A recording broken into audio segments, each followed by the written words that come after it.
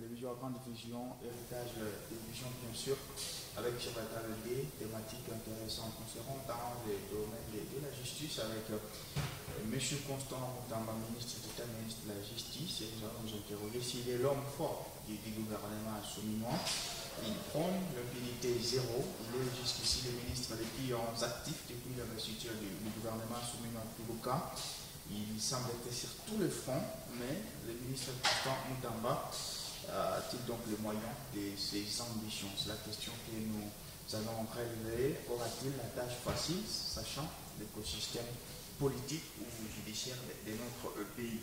Et puis la deuxième thématique, ça va parler justement de la guerre dans l'Est de la République démocratique du Congo. Nous allons nous interroger si les dialogues seraient navet d'impuissance ou d'échec du gouvernement du président Félix Tshisekedi. Doit-on négocier, mais avec qui? Du côté de la ministre des Affaires étrangères, c'est mieux de négocier directement avec le Rwanda qu'avec le M23. On aura donc toutes ces questions au cours de ce numéro d'ici direct. Mesdames et messieurs, vous avez le programme, vous avez les micros. Bienvenue à toutes et à tous.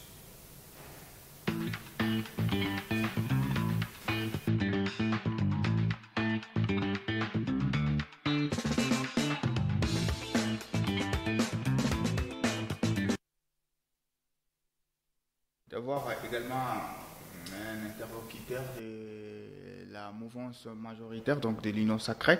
Nous recevons d'abord M. John Mbangu, qui est au cadre du parti Ensemble pour la République de Moïse Katumbi. Bonjour et bienvenue. Bonjour, messieurs les journalistes. Nous saluons les Congolais qui nous suivent à travers le monde via votre antenne et à qui nous disons encore toutes les bonnes choses, même si le 30 juin est déjà passé, l'indépendance, mais les Congolais continuent à pleurer. Et ce qui est vrai que un jour, ces larmes vont sécher et nous allons pousser des cris de joie parce que le peuple congolais mérite la joie. Mais on a comme l'impression que partout on pleure dans ce monde. Non, partout on pleure, mais à des différents degrés. Okay. Pensez-vous que les Américains pleurent comme les Congolais? Non. Les Noirs américains pleurent souvent. Non. L'injustice policière et tout. Non. Lorsque vous arrivez aux États-Unis d'Amérique, vous voyez les Noirs américains en question. D'abord, par rapport à leur apparence, vous trouvez déjà qu'ils vivent mieux. Ce sont des costauds, des géants. Mais quand vous arrivez à la République démocratique du Congo, vous voyez les Noirs congolais. Vous pouvez penser que tout le monde est malade dans ce pays parce que la santé n'est pas bonne et on trouve que les Congolais souffrent sérieusement. Nous vivons à la limite de ce que peuvent vivre les esclaves, mais malheureusement, on est libre dans notre pays et soumis à cette souffrance qui prendra fin un jour. Alors, on va parler justement du ministre d'État, ministre de la Justice, Constant Moutamba, qui semble être l'homme le plus actif depuis l'investiture du gouvernement Judith Souminois. Il est sur tous les fronts, il est par ici, par là, et il prône l'impunité zéro. Déjà, la première question, M. John Mbangu, le fait qu'au sein de ce gouvernement, qu'il y ait un ministre qui émane de l'opposition, le ministre Constant Moutamba, à qui on a confié le portefeuille de la justice, est-ce que c'est un message que le président Félix Tshisekedi voulait lancer à la classe politique ou à la société congolaise de manière particulière? Merci, messieurs les journalistes. D'abord, les Congolais savent déjà que M. Constant Moutamba n'est pas issu de l'opposition. Constant Moutamba était tout simplement un monsieur qu'on avait introduit dans l'opposition par M. Tshisekedi pour accomplir, bien sûr, sa volonté. Et c'est pourquoi ici, les Congolais savent déjà. Là, c'est vous ou bien c'est la réalité? Parce que nous, on sait qu'il est issu de l'opposition. Non, en fait... il n'est pas issu de l'opposition. Il n'est pas issu de l'opposition. Il était au FCC. Et le FCC avait décidé de ne pas participer aux élections. Constant a été débauché du FCC par le régime de M. Tshisekedi. Et on ne peut pas penser que c'est un monsieur qui est là pour les comptes de l'opposition. Non. Et d'ailleurs, quant à la question de savoir, est-ce qu'il va réellement pouvoir agir et il aura la possibilité, les moyens de sa politique? Non, les Congolais sont déjà habitués aux fanfarons. Nous sommes dans un pays où vous trouvez que les gens qui arrivent au pouvoir, au lieu d'agir pour que les peuples apprécient, ils préfèrent généralement faire les fanfaronnades. Et quand ils se lancent dans ça de manière générale, lorsqu'il est question de poser les actions, vous trouvez que rien de concret. Et d'ailleurs, vous allez trouver que il nous a parlé de l'impunité zéro. Ouais, justement. L'impunité zéro, c'est un terme creux que tout le monde peut prononcer. Il faut voir ça sur le terrain. Et depuis son avènement au pouvoir, qu'est-ce qu'il a pris comme mesure pour contraindre aux gens qui détruisent cette République par leur mauvaise conduite de pouvoir retourner sur la bonne voie? Rien. Vous trouverez que les détournements ne font que se multiplier. Et lui, Constant Moutamba, totalement impuissant face aux voleurs de la République, face aux pilleurs de la République. Non, il n'a presque pas un mois, mais il a quand même dit qu'il y aura certainement un projet pour la construction d'une prison pour essayer de mettre, comme vous avez qualifié, les voleurs de la République en prison. Non, c'est là où je parle du caractère fanfaron de Constant Moutamba. Mais en quoi c'est fanfaron alors que c'est quand même un Il fait se limite à faire des annonces. Il se limite à faire des annonces. Est-ce que aujourd'hui... C'est pas tôt pour sceller les sorts? Non. Vous semblez scellé carrément. Est-ce qu'aujourd'hui, il nous faut de nouvelles prisons pour mettre fin aux gens qui volent l'argent de la République et qui font que les Congolais aujourd'hui meurent de la malnutrition, qui font qu'aujourd'hui les investisseurs ne viennent pas? Il faut une nouvelle prison pour mettre fin à ça? Non. Pourquoi pas prendre les voleurs que nous connaissons déjà, les mettre à Makala, les mettre à Kassapa, les mettre à Boulou, les mettre à Ngenga? Pourquoi pas mettre ces gens-là là-bas? Merci. Et vous trouverez que tout ce qu'ils font là, c'est une façon de distraire le peuple congolais. S'il y avait réellement la volonté de pouvoir mieux gérer cette République, déjà, certaines personnes ne seraient pas libres, seraient déjà en prison pour assainir la nation que nous avons. Merci. Malade aujourd'hui. Je reviens à vous, M. Jean-Ly Kong nous a rejoint. Je l'ai d'ailleurs annoncé au cadre du parti AREP, Agissons pour la République. La question qui vient directement, et c'est la première que j'ai posée à M. John Bangou, est-ce qu'il y a un message politique que M. Félix Tshisekedi a voulu transmettre à la classe politique ou à la société congolaise en nommant un opposant au poste du ministre de la Justice? Bonjour et bienvenue. Bonjour, cher JC. Bonjour à mon co-débatteur de ce soir. Et un message politique, peut-être pas. Pourquoi? Parce que la charge de la République, quand on gère la République, on ne regarde ni opposition ni majorité. Il s'agit simplement des Congolais conscients des enjeux du pays qui doivent prendre la gestion en charge. Si le chef a trouvé en son Excellence Constant Moutamba les qualités nécessaires pour pouvoir gérer ce secteur clé de sa mandature, et le secteur qui lui-même l'a décrié pendant la campagne, et il s'est plaint des vices que l'on trouve dans ce secteur-là. Il avait donc pris l'engagement de pouvoir réformer le secteur pendant sa deuxième mandature. Et donc, s'il a trouvé dans Constant Moutamba les qualités nécessaires, ça, c'est lui qui peut apprécier, c'est lui qui a apprécié.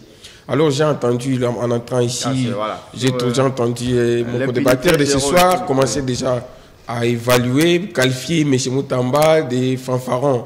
Eh bien, moi, je me demande sur quelle base mon co-débatteur de ce soir a déjà jugé l'action de Moutamba. Il n'a même pas posé d'action. Non, mais oui, attendez. Il est dans les annonces.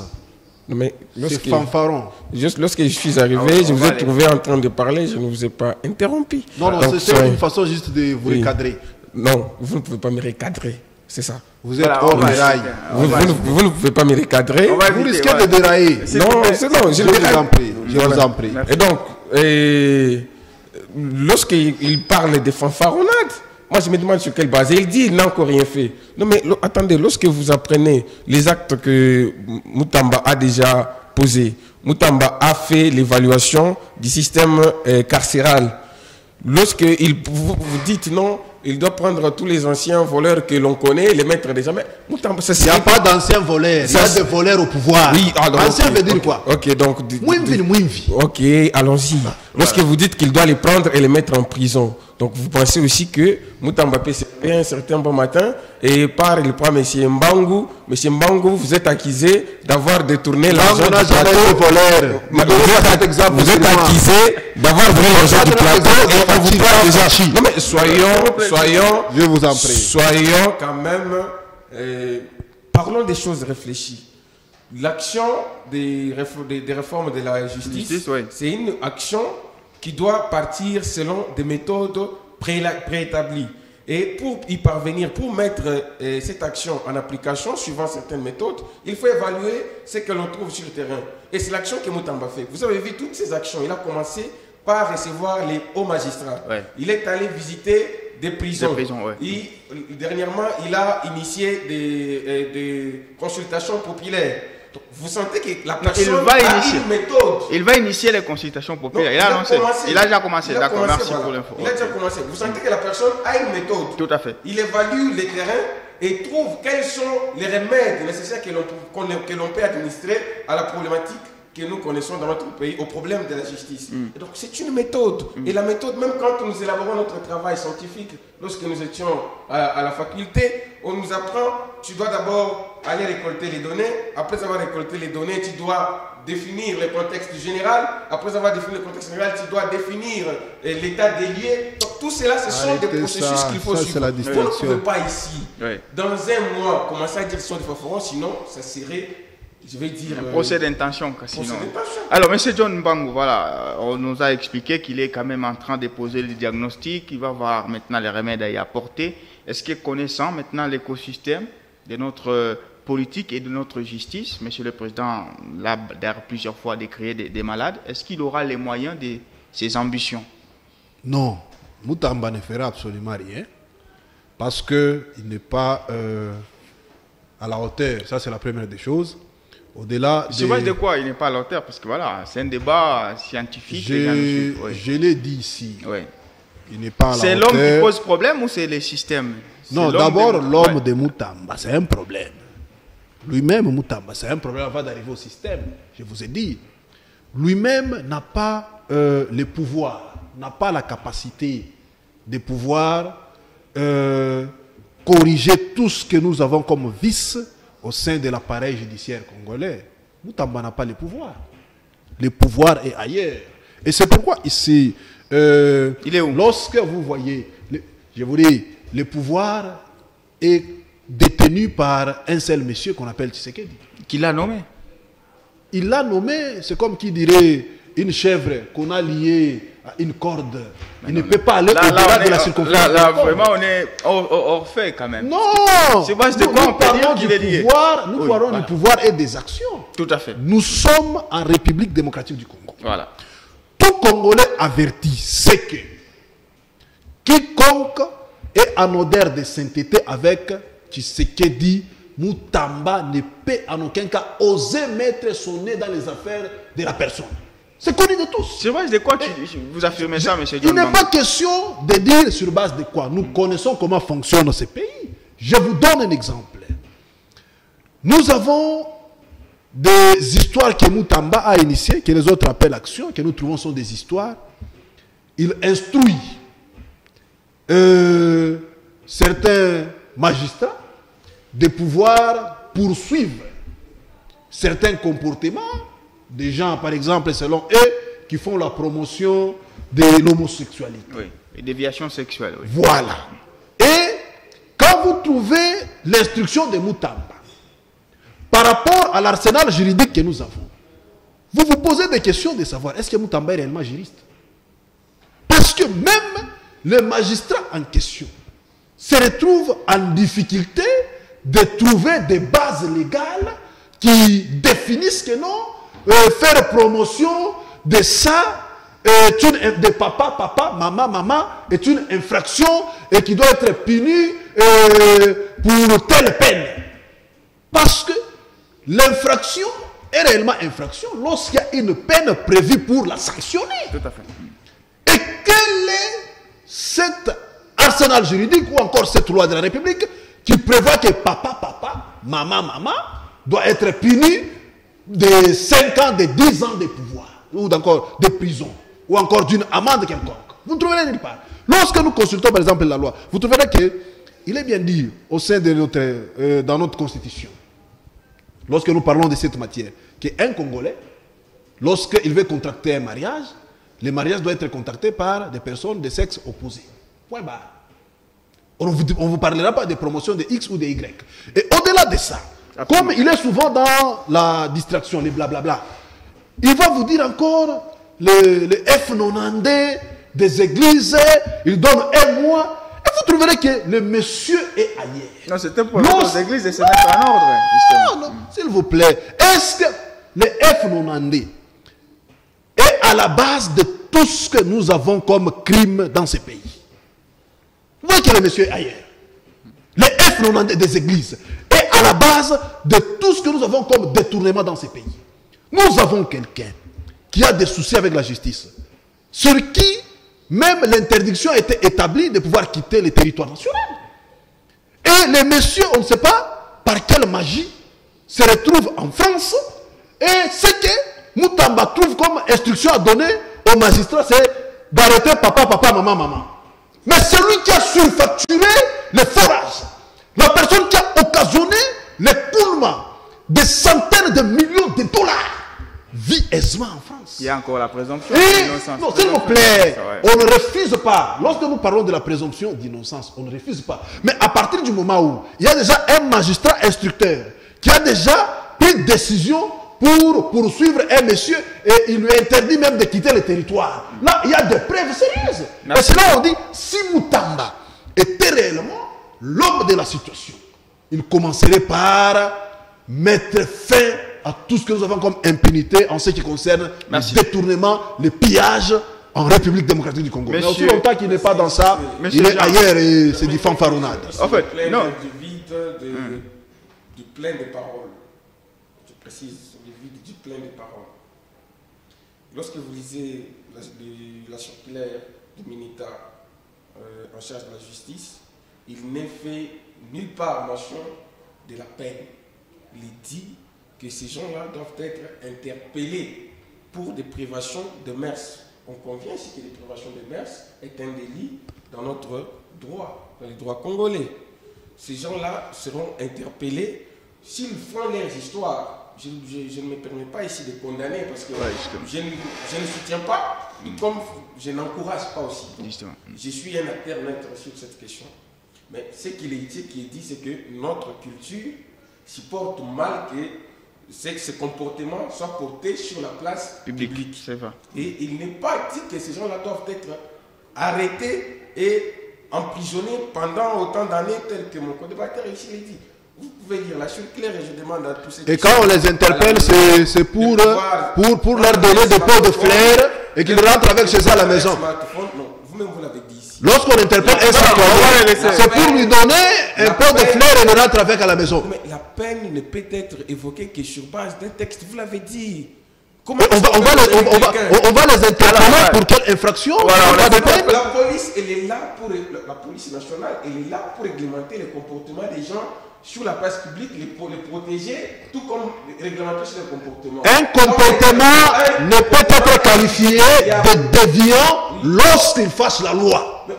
À partir du moment où vous n'avez pas un texte juridique qui soit fâché par un comportement, on ne peut pas parler de la déviation d'un citoyen. Et on ne peut pas interpeller un citoyen qui ne viole pas une norme juridique.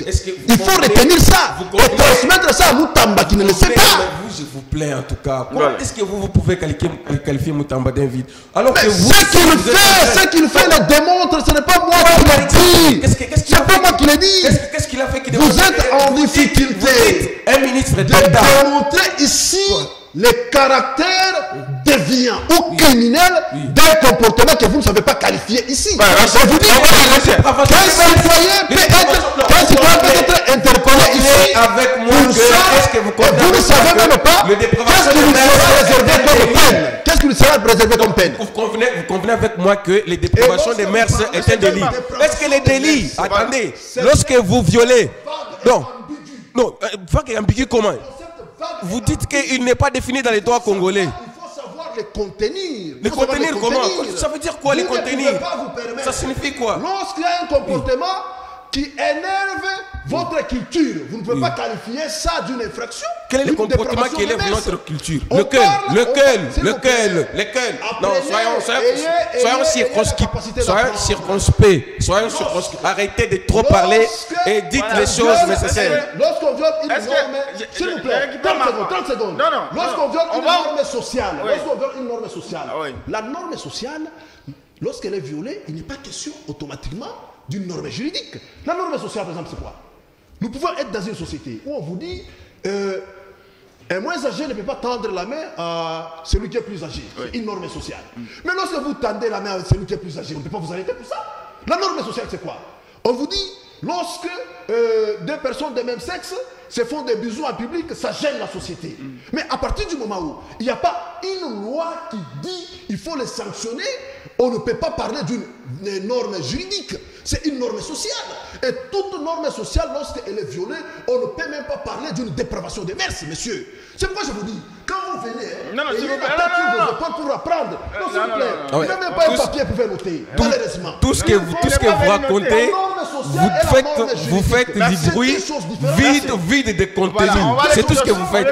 Et je vous plains que vous veniez sur le plateau pour raconter tout ce que vous dites là. Par nos cultures, nos mœurs, c'est la question de la norme juridique. Je vous en prie. Je plains. Il va se plaindre jusqu'à la fin. Merci. Malheureusement, si je savais que c'était ainsi, je ne participerai pas à ce débat. C'est ça la faiblesse d'esprit. Non, vous avez c'est la faiblesse. Très réduit. Un homme ne dit pas ça. Non, oui. Un homme ne dit pas ça. Vous avez la conception des choses. Un homme est appelé à faire face aux obstacles surmontés. Non, oui, des obstacles qui sont acceptables. Alors, pas ça. On va triste. On va continuer les débats. On parle justement, on s'interrogeait sur le ministre d'État, ministre de la Justice, Constant Moutamba. Alors, monsieur Jean-Luc Kong, malgré tout ce qu'on entend ici, selon les signaux, pensez-vous que c'est l'homme de la situation, vu les enjeux en fait, dans ce système judiciaire? Je ne saurais pas dire que c'est l'homme de la situation, tout comme je ne saurais pas dire qu'il ne l'est pas. Ouais. Pourquoi? Parce que moi je me dis, une action publique, ou soit une politique publique, a des phases.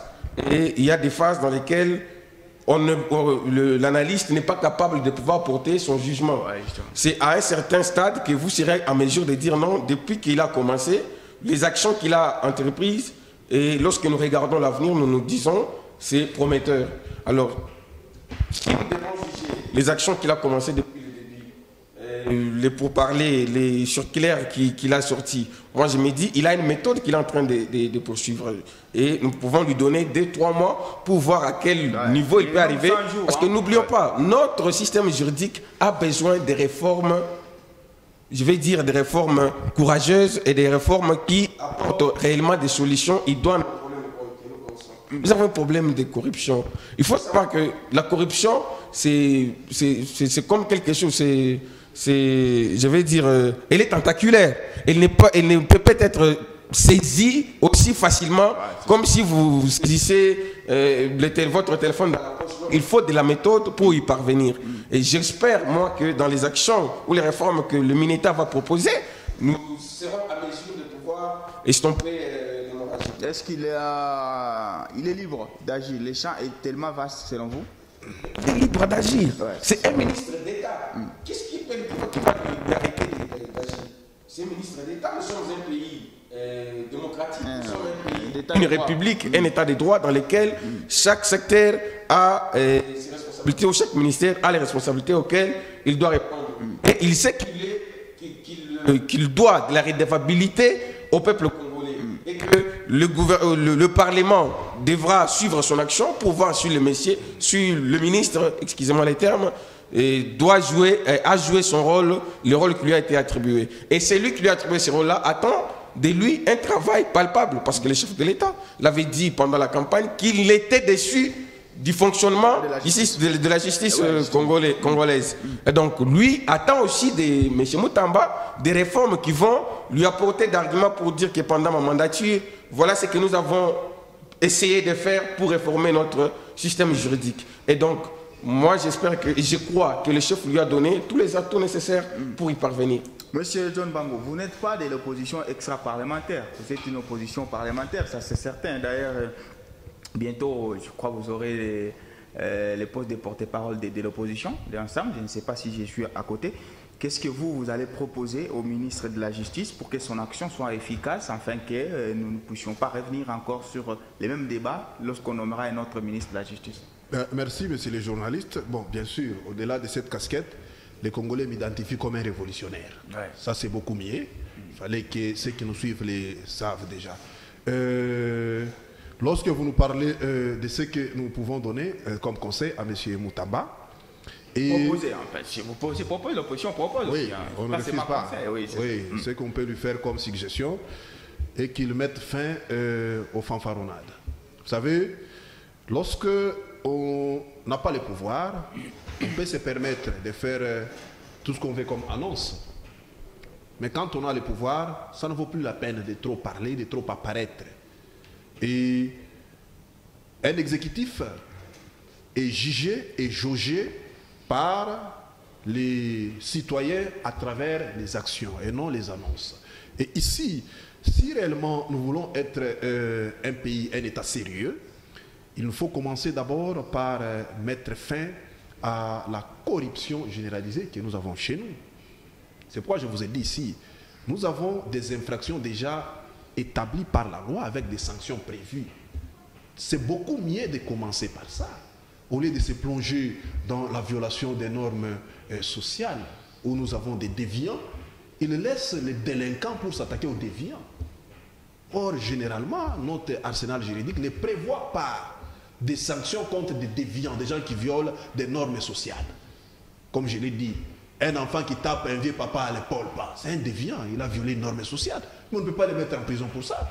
Mais lorsque vous avez un pays où, quand un investisseur vient, les gens qui sont censés lui faciliter la tâche commencent par lui dire, chez nous, il y a ce que nous appelons rétrocommission.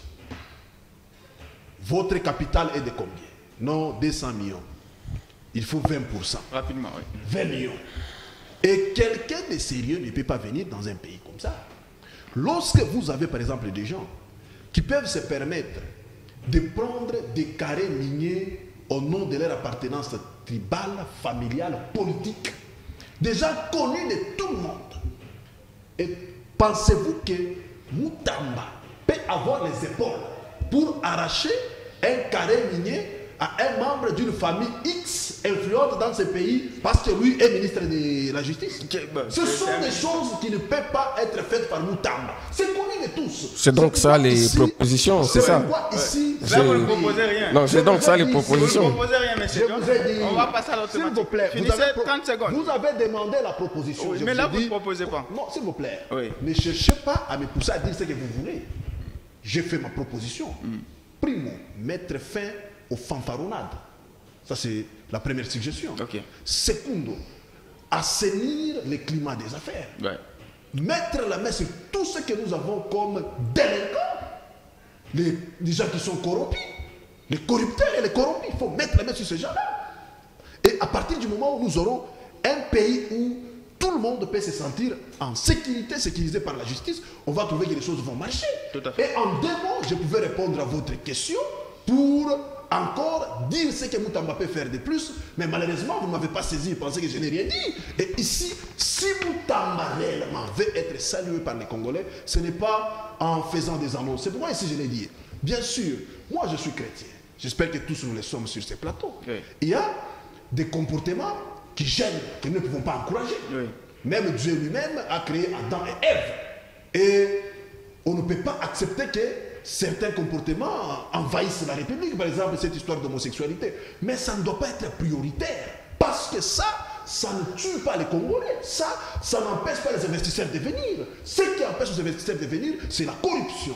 C'est le trafic d'influence. Oui. C'est ça qui empêche aux Congolais de trouver l'emploi, de trouver à manger, d'avoir l'eau, l'électricité. Mais on doit s'attaquer à ça. Mais lorsque un homme se tient quelque part avec son ami homme dans la hanse, ça ne peut pas empêcher un Congolais de manger son foufou et se rassasier. Même si nous condamnons ça. On doit commencer par arrêter les gens qui volent l'argent de la République et qui pillent nos ressources sans avoir l'autorisation de le faire. Voilà, merci. Je crois qu'il y a à réagir, non? C'est OK. C'est pas OK. Je n'ai pas envie de réagir. Voilà, merci. Merci beaucoup. On va passer à l'autre thématique de la soirée. C'est par rapport justement à la guerre à l'est de la République démocratique du Congo. Et la question centrale, c'est qu'aujourd'hui, les dialogues, qui semblent être l'option privilégiée par beaucoup plus par l'option diplomatique, les dialogues, serait-il un aveu d'impuissance du gouvernement congolais? On va rappeler quelques prérequis. Ici, il y a quand même une montée du M23 qui prend en tout cas quelques localités en République démocratique du Congo, mais également la contre-offensive des FARDC. Et d'après donc les éléments du terrain, on privilégierait plus les dialogues au lieu de la confrontation. Est-ce que, M. Jean-Luc Kong, pensez-vous que les dialogues est la voie idoine pour régler la question de l'Est de la République démocratique du Congo? Déjà, il faut connaître que depuis la chute du mur de Berlin, le dialogue a été toujours privilégié dans les systèmes des Nations Unies. Ouais. Et c'était ça même, on avait même annoncé qu'après la chute du mur de Berlin, il n'y aura plus la guerre de confrontation, il n'y aura plus des cris des armes, ainsi de suite. Que tous les conflits devraient être résolus au niveau du système, des mécanismes, des dialogues, des mécanismes des Nations Unies. Alors, dans la diplomatie, il est toujours évoqué que l'on privilégie plus les dialogues que les armes. Et même pendant la guerre, les dialogues ne manquent pas. Pendant que les gens s'entretuent, les deux camps se rencontrent toujours pour discuter sur certains aspects des choses. Ouais, par exemple, l'Ukraine et Russie se rencontrent de temps en temps. La Palestine et Israël se rencontrent de temps en temps. Et donc, dialoguer, ce n'est pas un aveu d'impuissance, non. C'est aussi un autre aspect de la guerre. Et la guerre, aujourd'hui, en XXIe siècle, elle n'est plus simplement la guerre des armes à fait. Mais c'est aussi la guerre de la diplomatie, la guerre des alliés, la guerre des communications. Voilà. Et donc, moi, je me dis, lorsque les gens pensent que le fait qu'on puisse discuter, je ne préfère pas les mots dialogue, puisque quand on parle de dialogue en RDC, on en donne un autre contenu. Nous parlons plutôt de discussions. Donc, quand les deux camps se rencontrent pour discuter, cela ne signifie pas que l'autre s'avoue vaincu ou s'avoue impuissant. Mais c'est plutôt une volonté de trouver la solution au problème de manière pacifique. Sans toutefois faire des... Parce que dans tous les cas, les gens qui souffrent de la guerre, ce sont des populations, ce ne sont pas des politiciens. Alors si les politiciens peuvent trouver les solutions en discutant, moi je ne trouve pas de mal. C'est plutôt civilisé. Vous parlez de beaucoup d'exemples, Ukraine, Russie, Palestine ainsi qu'Israël, mais notre contexte, ça veut dire qu'on est envahi quand même par, c'est déjà connu de tous, par une armée étrangère. On parle de 4000 hommes rwandais qui seraient sur le sol congolais. Maintenant, on discute avec qui? Oui, voilà. C'est là le problème même. La RDC a toujours posé ses principes. Le chef de l'État en parle. Et la MINUSTAH des Affaires étrangères l'en a souligné hier pendant le briefing. S'il faut des discussions, on ne peut pas discuter avec des supplétifs. S'il faut discuter sur comment nous pouvons mettre fin à la situation de la guerre par des mécanismes diplomatiques, il faut discuter avec des interlocuteurs ceux qui sont à la base du problème. Et ceux qui sont à la base du problème ne sont pas, ce n'est plus un secret, c'est les Rwandais. Aujourd'hui, les États-Unis, les Nations Unies, tout le monde cite, d'ailleurs, hier, les États-Unis évoquaient plus de 4000 hommes rwandais du RDF qui sont dans l'Est de la RDC. Et donc aujourd'hui, tout le monde connaît déjà que c'est le Rwanda et c'est là que nous devons discuter avec eux, c'est le Rwanda. Nous ne pouvons pas discuter avec des supplétifs qui vont nous demander d'intégrer les forces armées ou d'intégrer les systèmes sécuritaires de notre pays. Non, ça serait inutile. Ça serait revenir encore à la situation de 2013 qui nous avait causé encore des problèmes. Aujourd'hui, le gouvernement a fixé le principe, s'il faut discuter, des discussions, nous devons discuter avec l'interlocuteur qui est le Rwanda, qui nous agresse et qui est sur notre sol, qui viole les territoires nationaux. Et lorsque nous discutons avec eux, nous ne pouvons pas aller à la table de discussion aussi longtemps que ces éléments ou ces supplétifs sont encore en train d'occuper notre territoire. Ils doivent d'abord libérer les territoires occupés et rentrer dans leur position initiale, qui est le Rwanda. Et cette fois-là, nous pouvons discuter sur ce qu'ils cherchent et ce que nous pouvons, la réponse que nous pouvons réserver à l'ère de l'Alliance. Mais aussi longtemps qu'ils occupent le territoire national, les discussions ne peuvent pas être possibles. Monsieur John Mbangu, vous connaissez le contexte de la guerre à l'est de la République démocratique du Congo, au point où beaucoup plus des représentations internationales en République démocratique du Congo poussent le gouvernement congolais à négocier. Est-ce que pensez-vous que cette négociation serait un aveu d'impuissance de notre part? Bon, pas question d'aveu d'impuissance, parce que nous sommes déjà impuissants et irresponsables. Parce que dans un État responsable, on ne peut pas parler des territoires qui ne soient pas sous contrôle de ceux qui prétendent avoir la manette de la gestion de la République, non. Et lorsque vous voyez qu'il y a des propositions de ce genre, c'est parce qu'on a trouvé que de nous-mêmes, nous sommes encore dans l'incapacité de nous gouverner. Les grands malheurs, les grands maux qui frappent à ce jour la République démocratique du Congo et l'incapacité de gérer de manière efficiente la République de ceux qui sont bien sûr aux différents niveaux du pouvoir. Et c'est pourquoi vous trouverez que, comme ils sont dans l'incapacité, c'est là qui voient la situation d'ailleurs. Ils disent quoi? Venez ici, nous allons vous aider. Et c'est pourquoi parfois nous sommes en train de regretter. Il a quand même donné un aspect historique. Aujourd'hui, c'est difficile de gagner une guerre par la force. Il faut toujours passer par les négociations. C'est quand même une réalité scientifiquement prouvée. Non, lorsque vous dites c'est difficile, heureusement, vous dites c'est pas impossible. Mais tout ce qui est difficile n'est pas impossible. Et lorsqu'on parle d'un État, un État doit savoir s'assumer. Il a donné les exemples d'Israël et la Palestine. Mais s'il vous plaît, lorsque nous voulons prendre cet exemple-là, est-ce qu'Israël peut être comparé à la RDC? Israël à la RDC, on peut comparer les deux. Vous trouverez que lorsque nous parlons de cette situation, c'est Israël qui impose les rythmes. Les rythmes. Les autres, même quand ils veulent s'amuser avec leurs hobbies, c'est à des milliers de kilomètres. Dites-moi, quel est le territoire israélien qui est occupé par les Hamas? Quel est le territoire israélien qui est occupé par les autres? Et chez nous, ce n'est pas le cas. Et Israël est toujours en... Même quand on dit qu'il faut aller négocier, vous trouverez que sur le terrain, la force est en train de s'exercer et s'imposer même. Et ici, chez nous, on nous a parlé de l'escarmouche.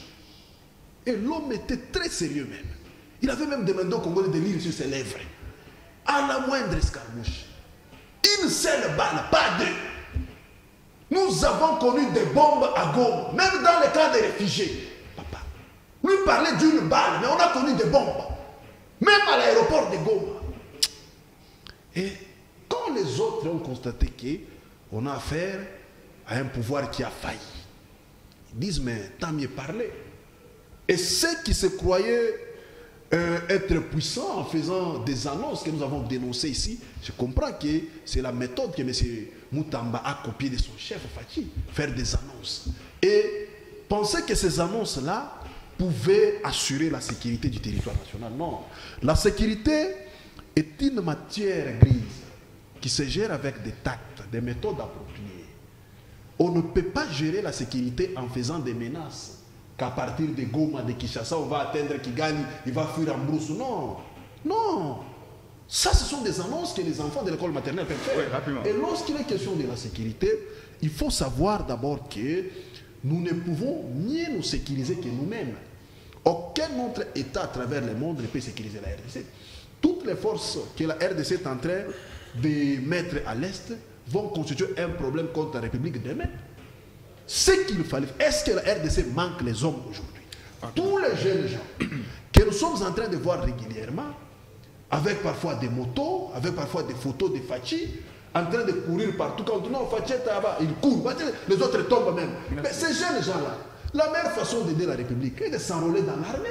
Là, vous faites un appel à la jeunesse. Il faut même quand ils s'enrôlent dans l'armée, il faut aussi savoir les traiter décemment. Il faut savoir les équiper. Parce que la guerre moderne ne se gagne pas uniquement avec un effectif en termes d'hommes, non. Il est question aussi des matériels. Vous pouvez avoir 10 000 hommes. Et celui qui a 100 hommes avec Poutine 2, papa, Poutine 2, il y a 100 hommes par terre. Et vous avez dit, vous restez là. Et c'est moi qui vous dis ici, nous devons tenir compte de tout ça. Et la République est en difficulté, pourquoi? Parce que la gestion n'est pas bonne. Tout ce qu'on a comme moyen là, ça entre dans les poches des gens. La gestion de la situation sécuritaire ou bien? Les secteurs, je vous dis, la gestion de manière générale. Merci. Parce que lorsque les finances sont pillées, mais comment les militaires seront équipés? Monsieur Jean... Comment ils auront un traitement décent? Merci. Et ça va poser des sérieux problèmes. Et même quand on va là pour dialoguer, je vous dis, Fachi dissipé, il dira je ne reconnais pas ça. Parce que permettez, j'aimerais préciser ici la position, parce qu'il ne faut pas semer de la confusion dans l'opinion. Vous savez, là, nous parlons de la République, nous ne parlons pas des ensembles et des AREP. Nous parlons du Congo. AREP, c'est quoi? Non, permettez. Merci beaucoup. Permettez. Soyez aussi, non, soyons galants. AREP, c'est quoi? Non, soyez galants. Lorsque vous parlez, je ne vous interromps pas. Je voudrais juste savoir AREP, c'est quoi? Non, permettez. Je vous Permettez, oui. Et donc, lorsque nous parlons du pays, nous ne parlons pas des AREP ou des ensembles. Nous ne parlons pas des l'UDPS ou des PPRD. Justement. Nous parlons de notre pays. Vous savez, tout ce que nous parlons ici à la télé, nous sommes suivis. N'incluons pas dans la tête de notre population que la RDC est incapable de battre le Rwanda. Ou la RDC est prête à dialoguer. J'ai dit ici que le dialogue, quand on l'évoque dans la conception de notre pays, nous savons. Quand on parle de dialogue, les gens pensent que non, les politiciens partent maintenant pour se partager. Ou la personne s'avoue maintenant vaincue. Elle part maintenant solliciter. Voilà, oui, donc ce n'est pas ça. Moi, j'aimerais dire au peuple congolais, aux Luchois qui nous suivent, aux Kinois qui vont nous suivre ce soir, que le gouvernement congolais n'est pas prêt à dialoguer. Le gouvernement congolais est prêt à défendre l'intégrité de notre territoire et prend toutes les dispositions nécessaires pour y parvenir. Quant aux négociations, les négociations, j'ai dit ici, c'était même ça la raison, c'est même ça la raison d'être des Nations Unies. Les Nations Unies existent parce qu'on a estimé qu'il n'était pas bon que pour les conflits entre États, que des innocents puissent mourir.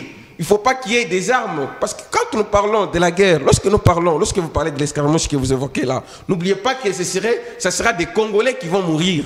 Ça sera, lorsque vous parlez des jeunes, non, permettez, lorsque vous parlez, je ne vous interromps pas. Oui. Je suis très calme, je oui, pas, mais vous dites attendez, non, attendez, oui. Lorsque vous parlez, je suis très calme, je dis permettez. Lorsque vous parlez de la guerre, sachez que ce sont les gens, ce sont les gens qui vont mourir. Et donc, quand les gouvernements trouvent la solution, moi, je suis sincère, hein, je ne parle pas ici comme un défenseur. Je parle ici comme un Congolais soucieux de l'intégrité territoriale de son pays et du bien-être de ses concitoyens. Lorsque le gouvernement prend la résolution de pouvoir mener cette guerre sur le plan diplomatique, moi j'encourage cela, puisque c'est la raison même, c'est ça même la guerre civilisée au XXIe siècle. Et lorsqu'on parle des discussions, ce n'est pas un dialogue. Le gouvernement trouve aujourd'hui, je vous ai dit ici hier que les gens qui condamnaient, les gens qui soutenaient le Rwanda jusque-là, commencent maintenant à les condamner. Le Rwanda est en train de perdre sur le plan diplomatique. Oui. Et moi, je prie mon Dieu et je demande que les dieux congolais puissent soutenir l'action diplomatique des mains du gouvernement et que cette action puisse parvenir au succès. Ça serait un grand succès que de gagner cette guerre-là sur le plan militaire. Merci. La gagner sur le plan diplomatique serait plus civilisée que sur le plan militaire. Monsieur John Bango, on va finir avec vous. Lui, là, avant de passer à la séance carton, voilà, il a parlé des nations puissantes qui commencent petit à petit à dénoncer publiquement les Rwandais. On a suivi hier aux Nations Unies avec l'intervention de Bintou Keïta, la France et bien d'autres pays ont cité nommément le Rwanda tout en les demandant de se retirer de la République démocratique du Congo. Ça, c'est quand même une victoire parmi tant d'autres qu'on entend justement sur ces fronts-là. Non, il n'y a pas de victoire aussi longtemps qu'il y a les Congolais qui souffrent. Et ici... Mais la guerre ne sera pas quand même gagnée aujourd'hui ou demain. Ça, non, s'il vous plaît, il n'y a pas encore de victoire. Et ici, on doit éviter de mettre Dieu dans une histoire qui ne le concerne pas. Ce n'est pas Dieu qui a dit aux dirigeants des autres pays de bien gérer leurs finances et d'équiper décemment leurs militaires. Et ce n'est pas encore Dieu qui a dit aux dirigeants de la RDC de commencer à piller les trésors publics. Et il demande à Dieu qui interdit les vols de soutenir les gens qui pillent les trésors publics. Ici, ce que nous devons faire est de reconnaître que dans toute chose, il y a la part de l'homme. Et notre part de responsabilité, nous Congolais, c'est quoi? Et c'est là où, lorsque nous dénonçons que nous n'arrivons pas au point de prendre les responsabilités, on pense qu'on est antipatriotique. Non. Et d'ailleurs, être patriotique, c'est savoir reconnaître qu'ici nous avons failli. Un État si géant comme la RDC, pouvait-il être fier de dire aujourd'hui, non, non, ce n'est pas grave, même si on allait négocier, parce que nous avons 4000 hommes sur notre territoire. Mais écoutez, on doit avoir honte de dire ce genre de choses. Qu'est-ce qui fait qu'on n'arrive pas au point de mettre hors notre État les 4000 hommes en question?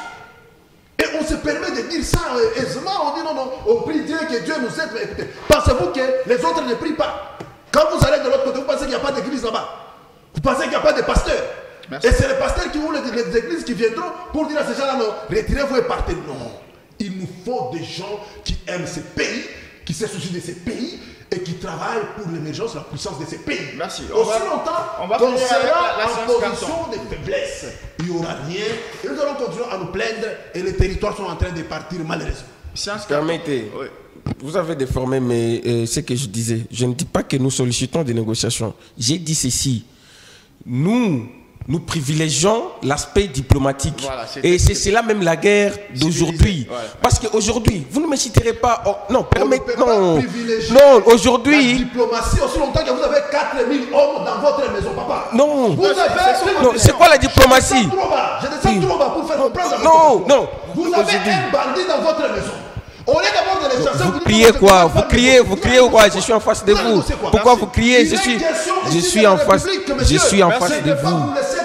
Non, vous racontez. Alors, non, merci. On négocie lorsque vous trouvez qu'elles sont dans leur position, vous dans votre position. C'est même ça la condition. À partir du moment où elles sont chez nous, non. C'est même ça la condition de la RDC. Imposer la force de mettre hors notre territoire. Merci. Et on parle à partir de ce moment. Voilà. Vous voulez les demander, non, pardon, partez. Non, c'est pas ce qui est fait. Vous racontez, vous êtes en train de raconter. Vous racontez du n'importe quoi. Non, vous racontez du n'importe quoi. Attendez. Monsieur Jean-Claude, je disais ceci. Les actions des bons offices qui sont menées, les processus de Luanda notamment, c'est les processus qui est soutenu par les Nations Unies.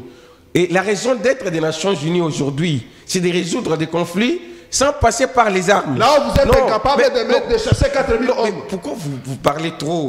Pour vous faire comprendre. Vous ne comprenez pas. Mais c'est que vous dites, vous racontez des bêtises. Vous croyez que... L'ONU en question dont vous faites allusion. Merci. En fait, c'est plus de décennies. Est-ce que l'ONU a chassé ces gens-là? Et vous voulez encore vous appuyez sur l'ONU. Et vous pensez que l'ONU vous donnera la solution. Papa, l'ONU restera complice à côté des forts. Et si vous êtes faible, vous allez continuer à pleurer escarbouche, jusqu'à ce que vous allez comprendre après. On avait déjà coupé les micros. Merci à vous d'être venu ici direct. Dans 4 minutes, ma montre faisant foi, vous allez suivre la grande édition du journal. Au revoir. Il n'y a pas de carton.